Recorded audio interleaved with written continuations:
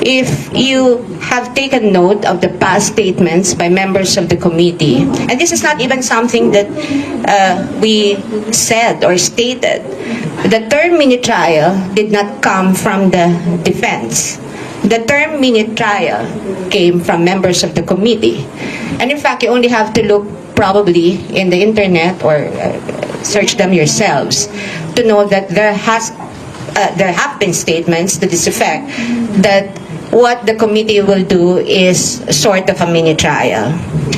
And so our response to that is, given that the Constitution only vests the power and authority to conduct trial in the Senate, then the House of Representatives or any of its committees cannot do that. And I think this is very clear also in the Duterte ruling, both in the 2025 and 2026 decisions of the Supreme Court, that constitutional parameters with respect to the conduct of the entire impeachment proceedings should always be complied with, especially given that it's not only a purely political proceeding, it is also a legal proceeding, and therefore must comply with the fundamental law. Sa paghintay sa amin, kasama ko po ngayon si Attorney Mark Dinluan, to my right, and si Attorney CJ Narvasa, to my left. So, we're here to take questions, if any. Alam ko kanina pa kayo naghihintay. Sir, kumusta so far? So far, okay naman. Nasa marking pa rin tayo. Siyempre, marami talagang mga dokumento.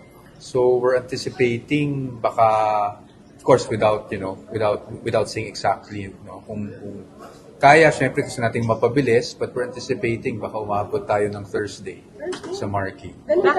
Yun naman talagang schedule, actually. If you notice dun sa naging unang schedule ng pre-trial, talagang from June 18 to June 25 siya. So, hopefully matapos namin as soon as possible. I think both parties naman, both the defense and the prosecution, gusto naman namin dalawa na mapabilis at matapos na to para makapag-prepare din kami for trial itself. But just with the voluminous documents, I think we're looking at Thursday. So, ano yung pinakamaraming docs? Which article of impeachment? Yung dalawang natitira, actually, marami talagang documents yan. Both Article 1 and Article 2, which is yung confidential funds issue and as well as yung unexplained wealth na issue. So, ano klaseng documents po ito? How would you describe? Several documents talaga.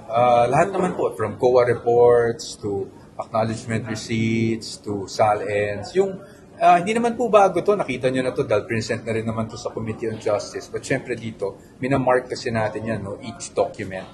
So, marking kasi is really for identification purposes. Para pagdating sa trial, madali na ma-identify yung anong exhibit yon, di ba? Exhibit 1, Exhibit 2, gano'n naman po yun. So, we're marking all of the documents. At may kasama po dito yung 28 documentary evidence na pinapatanggal ninyo dun sa inyong answer ng juror. Well, sa prosecution kasi yan, yung mga documents na yan. So, minamarka naman lahat ng documents. Kasi nga, this is not about we're not admitting to anything dito sa marking, That's very clear under the rules. Wala pong admission dito, walang admission of authenticity, hindi admission on admissibility of the document itself. Ito po ay purely for identification purposes lamang. Marking lang. Manifestation ninyo na ito ay pagkalit wala? Sa ngayon po, wala tayong ginagawang manifestation because this is, again, purely marking. So, wala kayong binablock na anything, sir? Wala po. Wala tayong binablock. Kahit naman sila. Sir, may manifestation po yung prosecution panel. Sabi po nila kasi yung defense team po failed to comply with the guidelines po ng pre-trial conference. Hindi nyo raw po kasi ni-specify sa summary ninyo yung mga intended witnesses nyo. In-adopt po ng mga witnesses then from the prosecution panel, and they said po, sabi niya, as we've explained, they failed to comply with that because instead of providing a summary, they just indicated the general purpose, which is to disprove the allegations in the articles. Well, they can file the manifestation. That's well within their prerogative, and we will respond accordingly to that manifestation. Sir, pero bakit in-adopt nyo na lang daw po yung iba pa nilang mga witnesses? Karamihan sa mga witnesses. Paano bang adopt? Hindi ko kasi maintindihan adopt. Sabay naman kaming nag-submit ng pre-trial brief. So, I don't see why it's being called mirroring or adopting. But again, if that's well within the prerogative of the prosecution to file their manifestation. If they do, and if we are asked to comment, we will comment. You will provide a specific summary po? No, we will comment on their manifestation. Sir, dun sa executive summary niyo, you mentioned about that this case should be dismissed. Will you actually move for that, and when is the right time for that, sir? Well, yan yung mga affirmative defenses, no? And in any trial naman, kahit sa RTC, before trial proper starts, no, a ruling must be made on the affirmative defenses. So we'll see. That's something that we should ask the impeachment court, no, kung kailan yung affirmative defenses. We'll just comply with whatever happens. Sir, kanina po the prosecution panel shared their preferred sequence for the order of presentation. Gusto po nila punahin yung grave threats or yung assassination, then last po yung unexplained wealth. Apa. Your comments, sir? That's well within the prerogative naman po of the prosecution. Let's be fair. Kami sa defense, we just want to be objective. Yan naman po ay prerogatiba ng prosecution, kung yan ang gusto nilang unahin. Ang sa amin lang naman po, we are just requesting for disclosure kung ano yung uunahin nila na articles. Yun lang naman po. So you agree with that? Wala naman po, well, not that, it's not about agreeing or not agreeing, that is well within their prerogative. Kumbaga, nasa kanila po yan. And tayo po, ang gusto lang natin is ma-disclose kung ano yung magiging order para sa aming kaalaman, that's part of due process. So, ganun lang naman po yun. But I don't see anything wrong with that. Sir, may comment ba kayo doon sa nauna nang sinabi ng ibang spokes ng PROSEC na tunog lata yung pre-trial brief ninyo, wala naman daw po talagang general denial lang ang inyong mga inilata? Ako, I always respect ang aming mga opposing counsel. If that's their opinion, that's their opinion. Pero sa atin, no, syempre, we have a differing position on the matter. Sa tunog lata, I don't want to engage in something like that. Thank you. Sir, VP will attend the trial.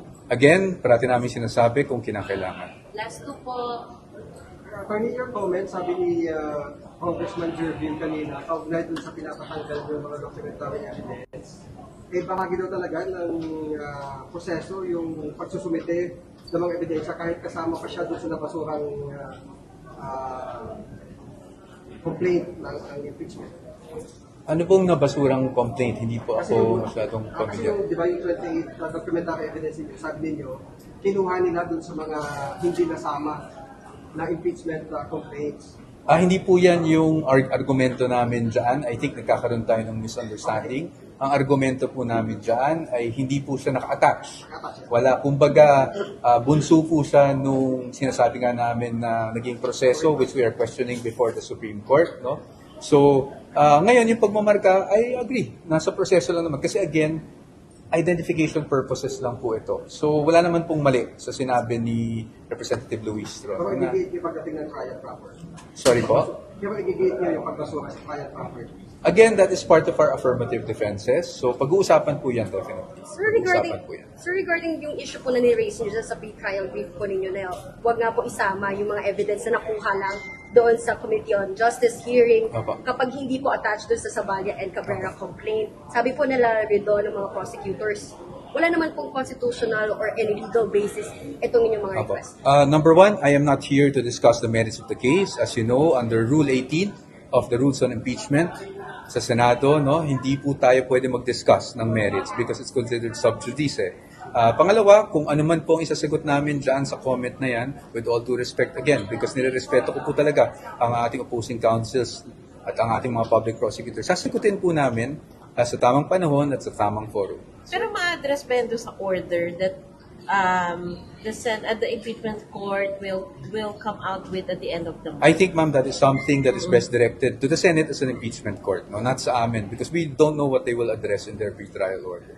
Sir, may seek clarification po kasi I understand, sir, 30 trial dates po yung na-request. At least 30 trial dates po. And 97 witnesses po yung nakalista for the defense. Sir, can you, kasi kanina po parang pinuto yung legal spokesperson, parang why did you request for 30 trial dates when you have 97 witnesses? Sir, I'll cut you there. We do not discuss matters on legal strategy. Secondly, it's at least 30 trial dates. Third, the burden of proof never shifts, and it will all start with the prosecution, no? So we will have to wait, and we will only respond to whatever evidence they present. Sir, last na po on the timeline. Sabi po kasi ni Congresswoman Lustro kanina, sa tingin na daw po hindi kakayanin ng 3 buwan ng trial. Sa tingin ko rin, actually. Sa tingin ko rin. So I think we agree with that. But again, wag nating sabihin na with certainty yung mga bagay na yan dahil hindi talaga natin alam. Siyempre, it will depend on the number of witnesses they will be presenting. It will depend on yung pace. No? Hindi naman natin matatime kung gaano katagal ang direct examination, gaano katagal ang cross-examination. So it will really depend. But with the assessment of Representative Luistro, sa tingin ko, 3 months is a bit tight. No? But so we agree on that point. Tingnan lang po namin. I think both sides naman po, talagang we're trying to speed things up. We're trying to expedite everything. Wala namang gustong tumagal ito. But again, hindi rin pwedeng madaliin. Siyempre, it's all part of due process. Sir, sorry, last na lang talaga. Sir, baka nasagot niyo na rin to. Pero dun sa pagbaba daw ng vote ng conviction threshold, anong take ng defense? Hindi kami makakomment kasi wala pa namang posisyon yung Senate sitting as an impeachment court regarding that threshold. Of course, we have our own position, but we'll have to wait for the Senate first. No? I think it's premature for us to say anything at this point dahil wala pa namang categorical. Kumbaga, haka-haka lang po lahat ng And nangyayari. on Senator Cheese being possibly the presiding officer, okay sa inyo? Well, sa amin po, wala naman kami, kumbaga, nasagot ko yan last week. It's something that is internal to the Senate. So, sa ngayon, kung sino man ang presiding officer, we will see first. No? Titingnan namin kung meron bang paglabag sa konstitusyon o sa kung anong mga batas. Kung wala naman po, we're ready to face whoever presiding officer it is. No? Kasi I think that is something internal at the moment. Sir, the PROSEC said po na yung defense team po nag-raise na agad yung issue about the threshold, yung 2/3. Ano po ba yung inyong stand on that? No, as I said, it's premature for us to really say that. What happened was during a closed-door session, no? So it would be unfair for us to disclose anything that happened in that closed-door session. But sa atin, again, we will provide you with our position once there is a categorical pronouncement kung ano ba talaga yung binabalak ng Senate Impeachment Court pagdating sa voting threshold. Good morning. Alam po natin na pang-apat na araw na po ito ng pre-marking of exhibits. At mukha pong mapapabilis na po ng konti dahil nagdagdag na po ng marking teams. From just 4 during the first 3 days, 3 for Article 1 and 1 team for Article 2, naging 6 na po ngayon. So merong dagdag na tig-isa yung for both articles. So 4 marking teams for Article 1 and 2 marking teams for Article 2. So medyo binibilisan na po at nagdagdag sila ng working hours originally from 9 to 5, ginawa na po nilang from 9 to 7. And I was observing them because I've been present since the start of the pre-trial conference kanina, na napapabilis na po talaga yung proseso, although there are still really a lot of exhibits, particularly for Article 1. And then another thing that I wish to announce is that today the prosecution just filed a manifestation with a proposal on certain pre-trial matters. 4 pong bagay yung hinihingi namin dyan sa manifestation na yan, nakaka-file lang po ngayong umaga. I understand, I was informed that it was filed this morning. I thought it was filed yesterday. Yung una po is that humihingi kami ng agreement na kung pwede during the trial stage, during the presentation of witnesses, direct examination, cross-examination, or redirect examination ay gumamit ng either or both Filipino and English languages. Para mas malinaw, para mas maintindihan, it's a very public proceedings, it's a public trial, and therefore mas maganda kung mas marami nakakaintindi. So it would help kung from time to time ay gumagamit po ng Filipino language na mas simple at mas maintindihan ng mga nanonood at nakikinig. Pangalawa po ay humihingi rin po ang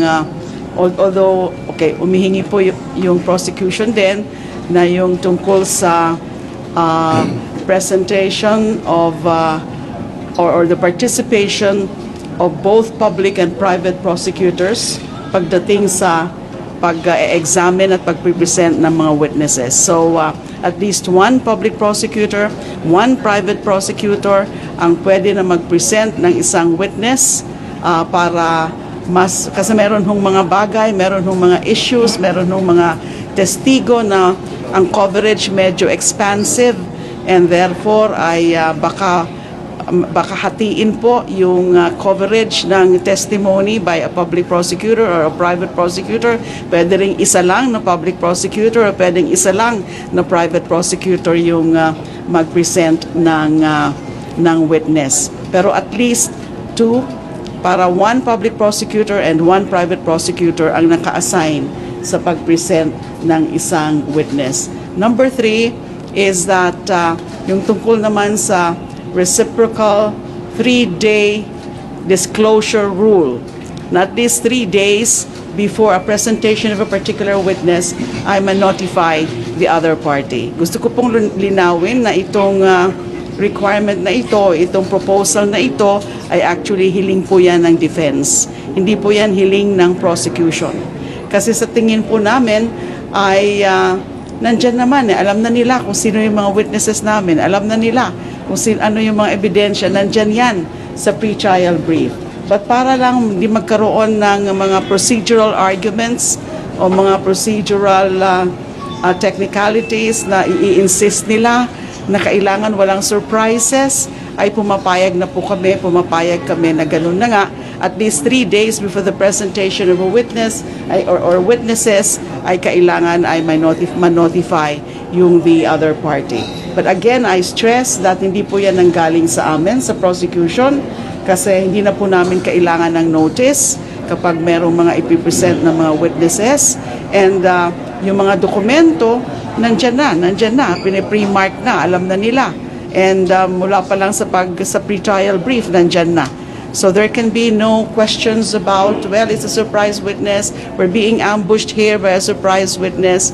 Pero yun na nga, para wala nang mga ganong usapan that could further delay the proceedings, pumayag po kami, and I'm sure dyan sa manifestation namin, wala silang objection tungkol dyan. The fourth matter, the last matter which is the subject of that manifestation is the opening of the sealed BIR box. Remember, na doon sa proceedings before the Committee on Justice noon, pinagpasyahan ng majority of the members of the Justice Committee na wag na munang buksan yung box na present o dinala ng BIR in compliance with the subpoena issued by the committee. Kasi there were questions about whether pwede, kasi nga yung mga non-disclosure provisions as National Internal Revenue Code, although there's of course divergence of opinion there. Ako mismo, I was insisting already on the opening of that BIR box, but the majority decided otherwise. So that was transmitted, that particular BIR box was transmitted to the Senate na nakasil, na hindi pa yun nakita ng members of the Justice Committee. So since we are in the marking of exhibits, this is the proper stage na kailangan na rin siguro buksan yan para magkaroon na ng inventory of the contents of that particular BIR box. So sa tingin namin, that would aid also in more efficient and more expeditious conduct of trial kung mabuksan na rin yan ngayon during the stage ng pre-trial. So those were the subject matters of the manifestation that was filed today, this morning, by the prosecution. Ibig sabihin, Magandang araw po sa ating lahat. Sa araw po na ito, hindi siguro matatapos yung pong marking for both articles, unexplained wealth and confidential funds misuse. Kahit umabot po tayo ng alas 7 ng gabi. Pero bukas magtutuloy naman po ito ng 9 a.m. and up until 7 p.m. So hopefully matapos po. I think that is the assurance that we have been getting from today. So hopefully we would not need an additional day. But in the event that we might need an additional day, babanggitin naman ho namin yan in the soonest time tomorrow sa Senate Impeachment Court through the Clerk of Court. Yun po yung una. Pangalawa, we had heard remarks today relating to the defense panel wanting to exclude matters before 2022 to 2024 or to date, no? Particularly the assets of the Vice President, the net worth of the Vice President. I think we have to be very clear that you cannot reach 8.5 million in 2024 without starting from a particular date, di ba? Which is why 2007 up until 2024 are relevant dates relating to the current net worth of the Vice President, which is specifically in issue on unexplained wealth. So, I think that needs to be pointed out. Kasi, I think ang position ho nila, everything prior to 2022 should be excluded. Pero katulad ng sabi ko, hindi ka naman magiging multimillionaire in a single day, in a single year. It should be built from somewhere. So, yun po yung position po ng House Prosecution Panel sa bagay po na ito. So, nagbubukas na po ng hapag para sa mga tanong.